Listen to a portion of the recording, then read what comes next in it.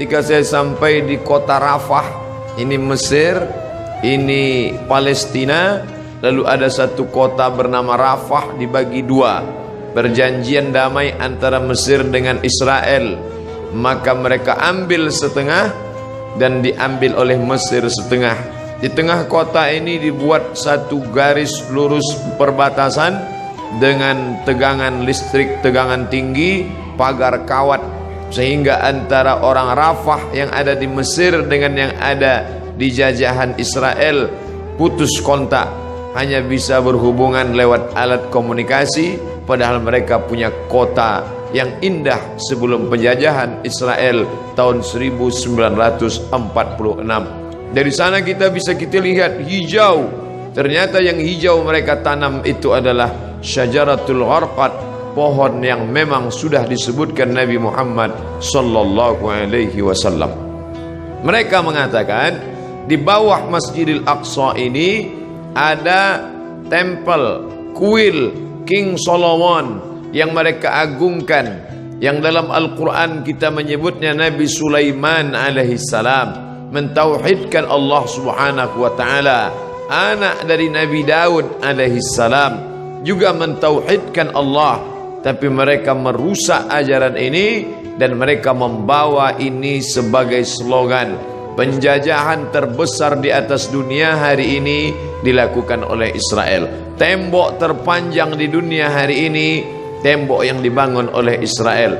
Sebenarnya di balik ini semua adalah Allah mau memperlihatkan kepada kita mana yang berjuang menegakkan agama Allah, mana yang diam saja. Apa yang bisa kita lakukan? Man jahaza ghazian faqad ghaza. Siapa yang sanggup mempersiapkan hartanya, ada namanya Syam Organizer, ada namanya Sahabat Al-Aqsa, cari nomor rekeningnya, kirimkan. Tapi andai tidak bisa, maka kiai kita melalui khutbah Jumat tadi mengajak kita berdoa, Allahumma ansur ikhwanana al-mujahidin al-mazlumina fi Palestin. Tolong saudara kami yang Allah yang teraniaya di Palestina. Orang-orang yang sekuler, liberal, iseng-iseng mulai mengetes Ustadz. Kenapa ketika dulu Abrahah datang menghancurkan Ka'bah, Allah mengirim fa arsalna alaihim tayran ababil, kami kirim tayran ababil tarmihim bihijaratin min sijil, lalu mereka ditembak dengan peluru-peluru sijil, yaitu batu-batu dari neraka. Faja'alahum ka'asfim ma'kul, lalu mereka seperti daun-daun yang dimakan ulat. Mengapa itu tidak terjadi sekarang Ustaz? Perlu kita cermati sejarahnya. Zaman itu tidak ada orang beriman. Abdul Muttalib, seorang laki-laki yang soleh, sendirian. Dialah yang memegang kunci Ka'bah. Abdul Muttalib punya anak Abdullah, Abdullah punya anak Muhammad sallallahu alaihi wasallam. Maka Abdul Muttalib datang membawa kunci Ka'bah, dia serahkan kepada Allah. Di pintu itu dia berkata, inna lihadzal baiti rabban yahmih. Rumah Baitullah ini ada Rabb, pemilik, pencipta, pelindungnya. Aku tak sanggup menjaganya, ya Allah jagalah dia. Zaman itu tidak ada orang beriman, tapi hari ini 2 miliar orang beriman. Umat Islam tersebar banyak. Ini adalah tantangan bagi umat Islam, bagaimana menolong Masjidil Aqsa yang menjadi kiblat Nabi menghadap ke Masjidil Aqsa 18 bulan lamanya, 18 bulan 17 menghadap ke arah Masjidil Aqsa, sampai akhirnya turun ayat fawalli wajhaka syatral Masjidil Haram, hadapkan wajahmu ke arah Masjidil Haram.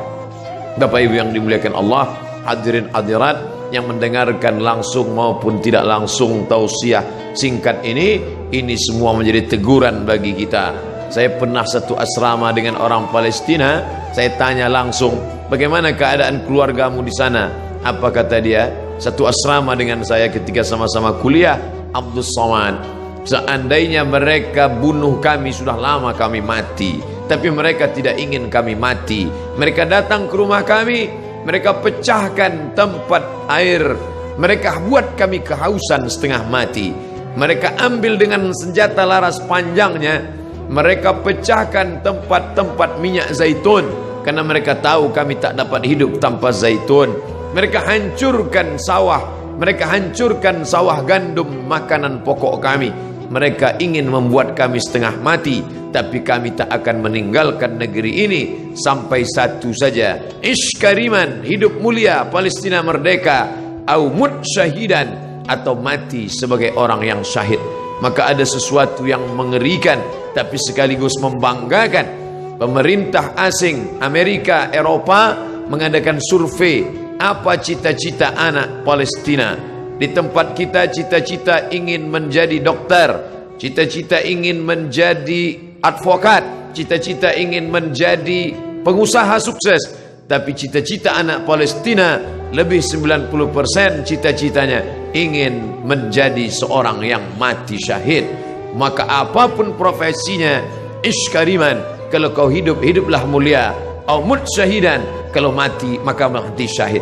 Maka pemerintah Mesir lewat masyarakat muslimnya membuat slogan mempertahankan makanan produk Islam, tidak membeli produk-produk dari Israel yang sekian persennya dibelikan untuk peluru membunuh saudara-saudara kita. Uangnya uang kita, kita yang memakai, dari deterjen sampai sikat gigi, sampai tekstil, sampai alas kaki, produk Amerika dan Eropa bekerja sama dengan lembaga Israel untuk membantai saudara-saudara kita. Alhamdulillah, di negeri yang kita cintai, Republik Indonesia, kita digalakkan untuk memakai produk sendiri, negeri asli sendiri, tidak ada kaitan dengan impor dan Israel.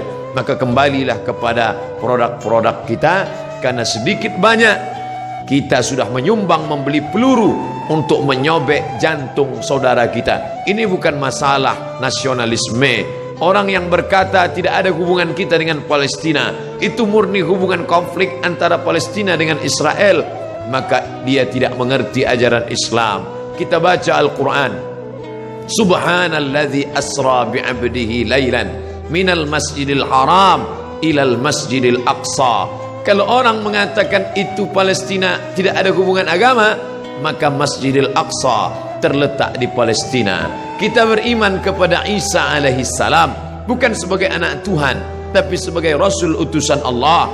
Isa lahir di Palestina, besar di Palestina, diangkat dari Palestina. Kita beriman kepada Musa alaihi salam, ditulis namanya dalam Al-Quran. Musa lahir di Mesir dan berhijrah ke Palestina. Namanya 4 kali kita sebut. Kama sallaita ala Ibrahim wa ala ali Ibrahim, kama barakta ala Ibrahim wa ala ali Ibrahim. Ibrahim lahir dan besar di Babilonia, Irak, tapi kemudian dia hijrah ke Palestina. Nabi Ishak di Palestina, Nabi Ismail di Palestina, hijrah ke Makkah Al-Mukarramah.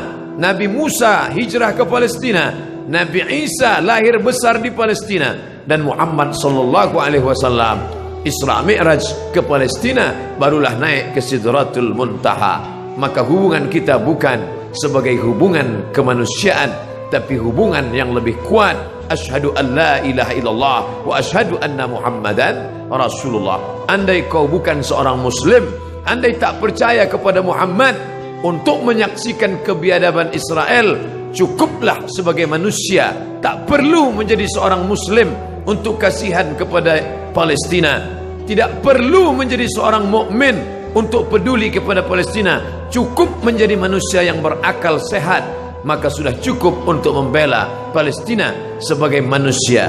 Oleh sebab itu sekarang bergejolak orang-orang Eropa yang tidak bertuhan, ateis, tak percaya kepada Tuhan, tapi tetap membawa bendera Palestina. Maka aneh bin ajaib kalau ada orang Islam yang setiap hari berkata asyhadu an la ilaha illallah wa asyhadu anna Muhammadar Rasulullah, tapi tak tergerak hatinya melihat apa yang diderita oleh Palestina. Dulu kita tidak bisa melihatnya, tapi sekarang nyata.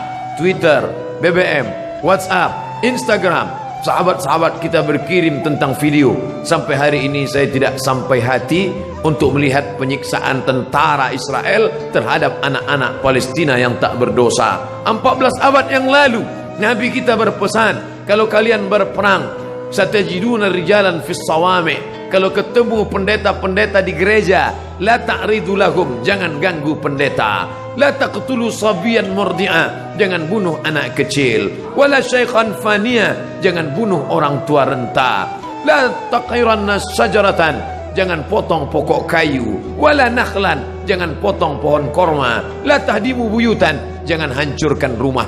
Sebelum kesepakatan Jenewa, aturan perang internasional, PBB, United Nation, Nabi 14 abad yang lalu sudah melarang jangan bunuh anak kecil, perempuan tua, renta, hamil, pendeta. Mereka bukan objek perang. Tapi Israel, anak-anak tak berdosa, mereka pukul berdarah kepalanya. Tak sampai hati kita sampai hari ini melihat itu di video, di HP kita, dikirim sahabat kita lewat Instagram, mereka share lewat Facebook. Ada yang marah, berkecamuk dalam hatinya, tapi kita hanya memanjatkan doa. Ingat, ad-doa silahul mu'min.